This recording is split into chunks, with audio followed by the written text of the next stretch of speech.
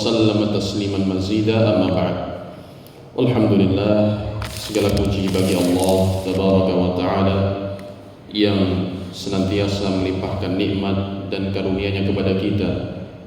Di pagi hari ini Allah subhanahu wa ta'ala memberikan taufik, kemudahan, taisir, i'anah, pertolongan kepada kita semua untuk kita menunaikan ibadah saum Ramadan, puasa di bulan Ramadan yang merupakan salah satu pilar atau rukun dari rukun-rukun Islam. Salawat dan salam semoga senantiasa tercurah kepada Nabiuna wa Rasuluna Muhammad alaihi salatu wassalam, kepada keluarga beliau, para sahabat beliau, dan orang-orang yang mengikuti mereka dengan baik hingga hari kiamat. Para hadirin yang dirahmati dan dimuliakan Allah subhanahu wa ta'ala, di kesempatan pagi hari ini yang singkat ini, sedikit saya akan menyampaikan beberapa fawaid ilmiah yang semoga bermanfaat bagi saya pribadi dan bagi semua yang mendengarnya. Para hadirin azani Allah wa iyyakum, syahrul Ramadan, bulan Ramadan, dahulu Rasulullah SAW di masa hidupnya, ketika datang bulan Ramadan, beliau akan menyampaikan tabsyir, kabar gembira kepada para sahabatnya. Sebagaimana yang disebutkan dalam hadis yang sahih, beliau akan bersabda kepada para sahabatnya, "Atakum syahrul Ramadan syahrun mubarak." Telah datang kepada kalian bulan Ramadan, bulan yang penuh berkah. Bulan Ramadan adalah bulan yang paling mulia di antara ke-12 bulan yang ada, dan di dalam bulan Ramadan ini penuh dengan keberkahan. Di antara keberkahan yang ada di bulan Ramadan adalah bulan ini adalah sebuah bulan yang Allah pilih untuk Allah turunkan kitabnya yang paling mulia, Al-Quran, di dalamnya. Allah subhanahu wa ta'ala berfirman, "Syahrul Ramadan alladzi unzila fihi al-Qur'anu hudan lin-nasi wa bayyinatin minal huda wal furqan." Bulan Ramadan adalah bulan yang diturunkan di dalamnya Al-Quran, kitab suci yang paling mulia yang Allah turunkan kepada Rasulnya dan Nabinya yang paling mulia sebagai petunjuk hidayah bagi umat manusia, wa bayyinatin minal huda, dan berisi penjelasan-penjelasan dari petunjuk tersebut, serta sebagai pembeda Al-Furqan, pembeda antara yang hak dan yang batil. Ma'asyiral hadirin rahimani wa rahimakumullah, oleh karena itu sering dikatakan bahwasanya syahrul Ramadan syahrul Quran. Bulan Ramadan adalah bulan Al-Quran. Di antara sebabnya adalah karena di bulan inilah Al-Quran diturunkan. Dan di sisi lain, kenapa syahrul Ramadan, bulan Ramadan dinamakan sebagai bulan Al-Quran? Karena di bulan itulah Rasulullah SAW didatangi Jibril lebih intens. Jibril alaihissalam akan lebih sering mendatangi Rasulullah SAW, menemui beliau. Di antara tujuannya untuk apa?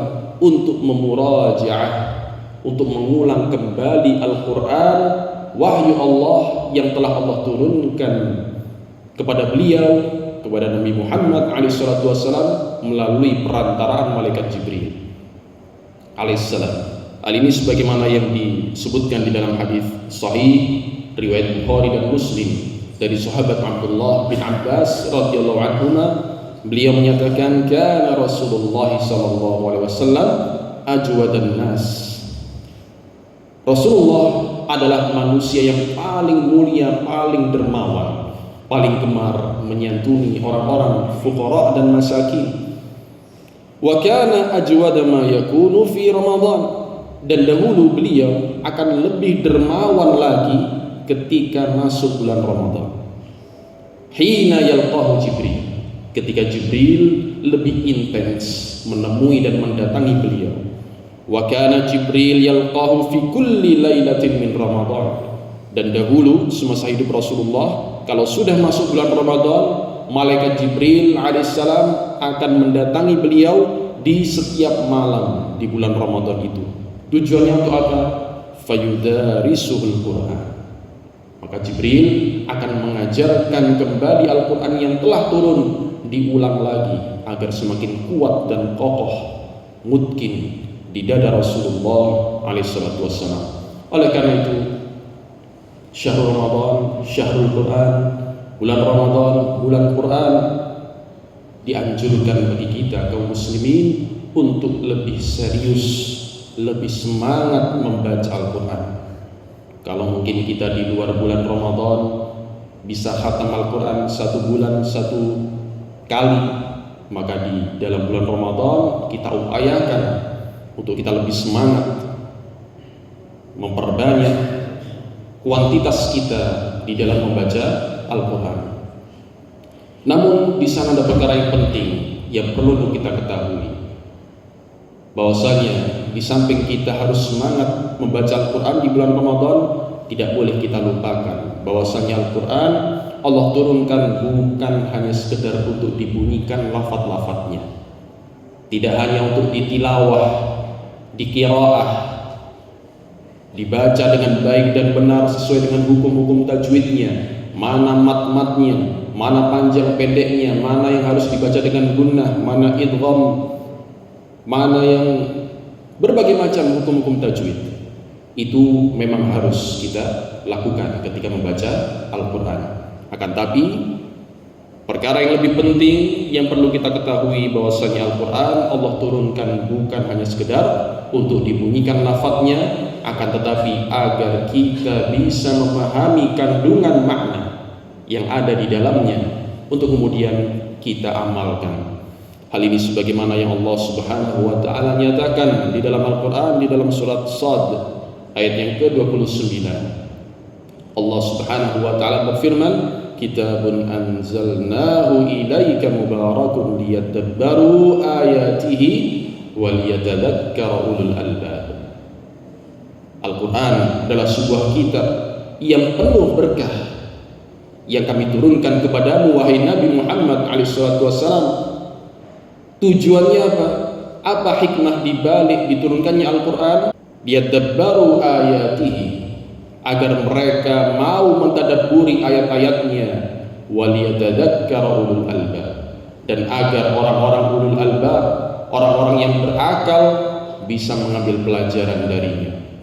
Maka ini perkara penting, tadabburul Quran, memahami setiap ayat, setiap kata, setiap lafaz yang kita baca di dalam Al-Quran, kita pahami, kita renungi dengan baik, sehingga keindahan makna-makna di dalam Al-Quran itu bisa merasuk di dalam qalbu kita, bisa menghujam di dalam relung hati kita. Itulah di antara hikmah terbesar diturunkannya Al-Quran yang tidak boleh kita lupakan. Maka di pertemuan pagi hari ini kita tutup dengan sebuah penjelasan yang disampaikan oleh Imam Ibnu Qayyim rahmatullahi ta'ala alaih di dalam kitab beliau Miftah Daris Sa'adah, yang akan menjelaskan dan memberikan gambaran kepada kita tentang manfaat besar di balik tadabbur Al-Quran. Beliau rahimahullah menyatakan, "Fala syai'an fa'lil qalbi min qira'atil Quran bitadabbur wa tafakkur." Tidak ada sesuatu pun yang lebih bermanfaat bagi hati kita, bagi qalbu manusia, dibandingkan membaca Al-Quran dengan tadabbur dan tafakkur.